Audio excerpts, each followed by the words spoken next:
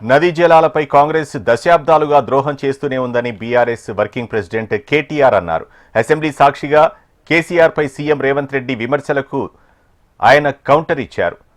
వినాశకాలే విపరీత బుద్ధిలాగా రేవంత్ రెడ్డి అధికారంతో మిడిసిపడుతున్నందున కేటీఆర్ మండిపడ్డారు.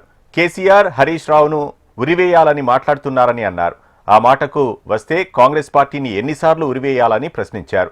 అసెంబ్లీలో నదీ జలాలపై చర్చ చేపట్టారు.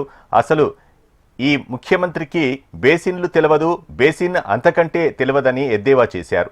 ఎన్టీఆర్ స్వర్గీయ నందమూరి తారక రామారావు అన్న అంగుష్ట మాతృలు అనే పదానికి ఆ మాటకి అర్హుడు ఎవడైనా ఉన్నాడంటే రేవంత్ రెడ్డి అని విమర్శించారు. ఆ తెలంగాణ ఒక అల్పుడి చేతుల్లో, ఒక అర్భకుడి చేతుల్లో రగిలిపోతున్నది. ఇది వాస్తవం. కానీ నా ప్రార్థన మీతో ఒకటే, అనేవాళ్ళు అవతల వాళ్ళకు ఒక స్థాయి ఉంటే మనం బాధపడాలి.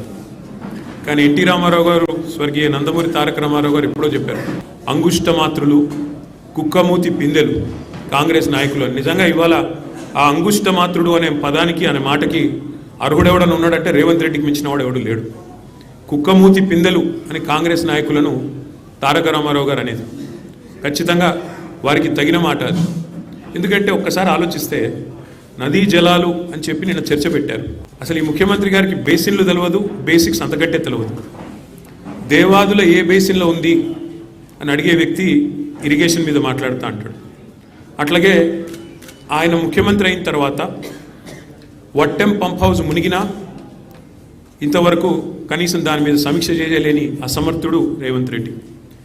ఎస్ఎల్బీసీ టన్నలు తన అవినీతి వల్ల కుప్పగొలితే 8 మంది అందులో సజీవంగా జల సమాధి అయితే ఇంతవరకు వాళ్ళ శవాలను కూడా బయటికి తీయలేని ఒక అసమర్థ పరిపాలకుడు రేవంత్ రెడ్డి.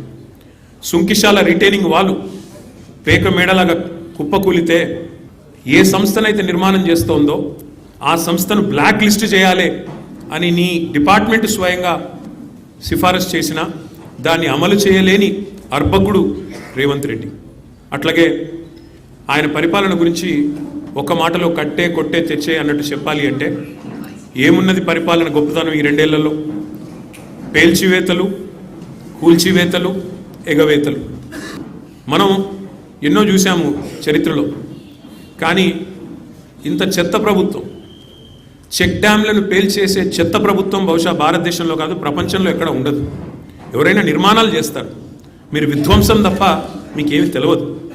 పేల్చివేతలు ఎట్లా అయితే మేడిగడ్డను బాంబులతో పేల్చారో అట్లాగే ఇవాళ చెక్ డ్యాములు పటాకాలు పేల్చినట్టు పేలుస్తూ ఉన్నది కాంగ్రెస్ నాయకత్వం.